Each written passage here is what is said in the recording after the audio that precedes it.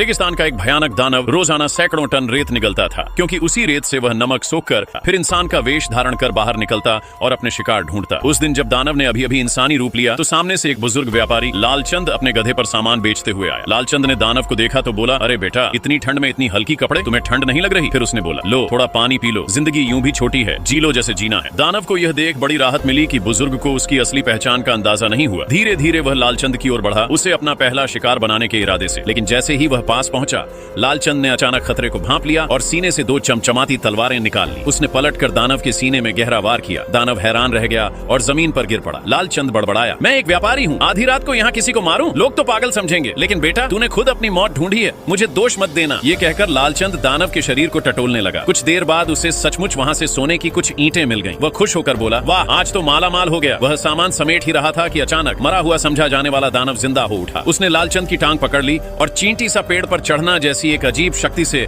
लालचंद को जमीन पर पटक कर मार डाला। दानव ने डरावनी मुस्कान दी और लालचंद के कपड़े पहन लिए। अब वह खुद को व्यापारी बनाकर पास के गांव में घुस गया। कुछ ही दिनों में उसने गांव वालों का विश्वास जीत लिया। फिर एक एक करके उसने पूरे गांव में खूनी खेल शुरू कर दिया। जब लगभग सबको मार चुका था और जाने ही वाला था तो उसे एक अनाज के बड़े मटके में छिपी हुई छोटी लड़की गौरी मिल गई। दानव जैसे ही गौरी को पकड़ने बढ़ा, अचानक उस मटके पर एक जहरीला बिच्छू प्रकट हुआ। उसने अपनी पूंछ उठाकर दानव पर हमला कर दिया। जहरीले डंक से घायल होकर दानव पीछे हट गया और इस तरह छोटी गौरी की जान बच गई।